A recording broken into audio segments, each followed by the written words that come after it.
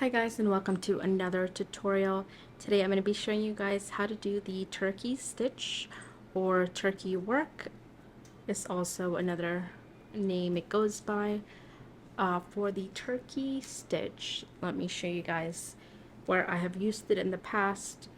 So this fluffy sort of circle here, I did using the turkey stitch, and for this one I actually used, I blended in two different colors of thread to get that sort of varied look, and that's really cool. You can also do a sort of skirt. I honestly call it a hula skirt because that's what it looks like to me, but that's another way to sort of use that turkey stitch. Then more specifically, if you purchase the pink pony kit, the turkey stitch is used in a couple areas. Let me show you. So we use turkey stitch for the little sort of cuffs on the pony's legs, down here by her feet, and also here where like the knees would be, I guess, as well as her collar, which is right up here. This sort of collar element that she has here was done with the turkey stitch. Okay, so to start right off with the turkey stitch, we are not going to be tying a knot at the end of our thread. We're only just going to leave a tail here. So we're going to go in from the top of our fabric, entering in one of the corners and pushing it down. Now obviously you don't want to go all the way through, so we're going to leave a little tail here. We're then going to come back up right next to that first stitch, and then we're going to do one back stitch to sort of lock in that tail, like so.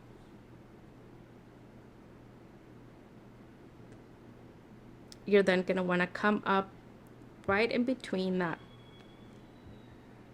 where you made your first stitch without going through this back stitch, so sort of coming in underneath that and going up.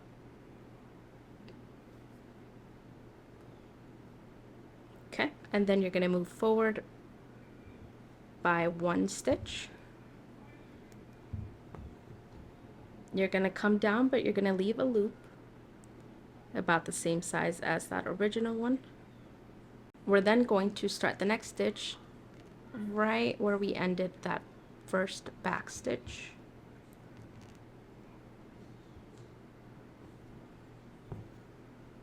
And then we're going to move forward to lock in that other loop.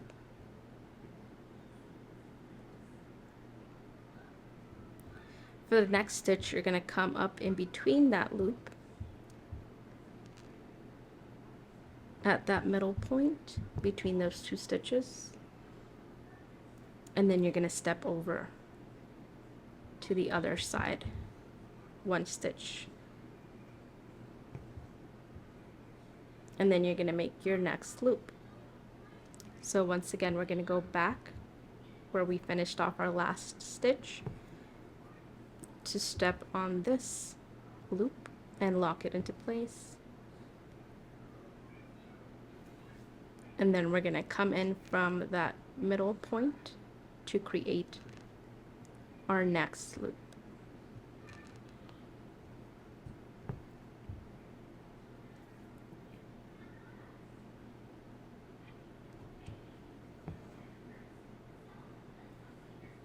Then once again, we'll come in to where we finished off that previous locking stitch and then step over this loop to lock it into place. And then for our next loop, we'll go in between in the middle of that loop or those two stitches. Create the next loop by moving one stitch forward, holding it, coming up from where we left our previous locking stitch, moving forward one stitch to step on that. In terms of the length of your loops, It obviously depends on what you're trying to do. If you're trying to keep them as loops, then you probably want to be more mindful of the length. But if you're cutting them, if you're trimming them, then that's not really relevant since we will be trimming them afterwards. So that's why I'm just kind of eyeballing it. Again, we're going to come in from between the middle of our loop, coming to the side of that, back next to our previous locking stitch, and stepping on that loop. We'll come back in between that loop, step over to the right, come in where we previously ended our locking stitch,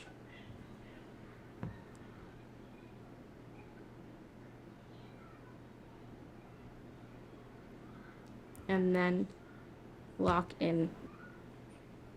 And so if we stop here, I'll show you what this looks like. To get that sort of turkey effect, I'm just going to trim these loops with my little embroidery scissors. And then of course these are very long because I left my loops very long. But you can always just trim those down, which is what I'm going to do. And I'm just grabbing my fabric scissors to make this easier. And just trimming those down.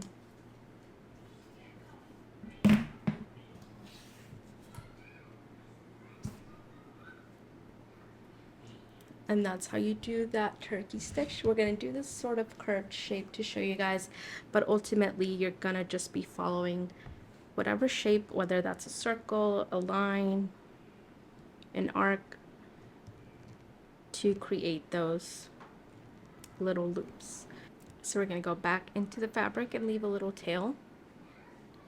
We're going to come in and do a back stitch just to lock that tail in.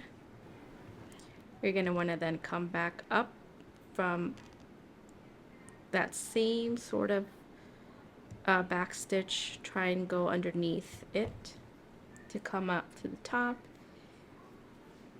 We're gonna come back down a stitch length away, leaving a loop. This time I'll make it a little smaller. You're going to want to then come up from the end of that previous stitch we made and step on your loop to hold it into place. Once you've done that, you're going to want to come up in between those two stitches, or in between your loop, whichever is easiest to remember, but it's the same thing. And then you're going to come over to the side by one stitch, leaving your loop, coming up from when you left that previous locking stitch, and stepping over to the right on your loop. So you're going to come back up from the middle of that loop and go back in a stitch length away.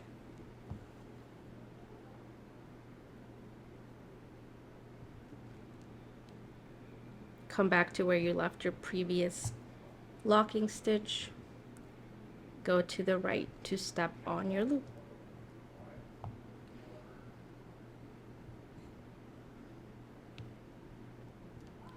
And just repeating that motion. When you're trying to fill in an area with this turkey stitch, you pretty much are just doing this over and over in a line or in a circle or in an arc, whichever, depending on the shape that you're working on. But of course, once you trim everything down, it gives you a really nice fill and texture.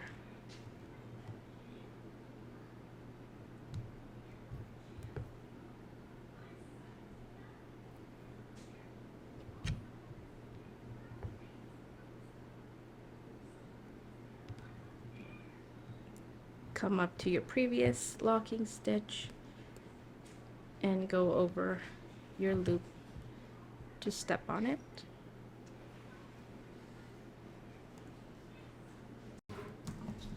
And again, once you're done, you can just trim those little loops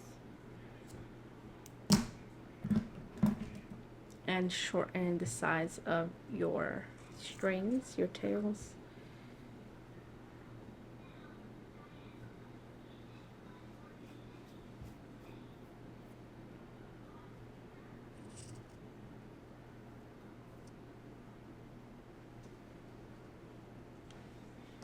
And that'll give you such a nice little interesting turkey stitch.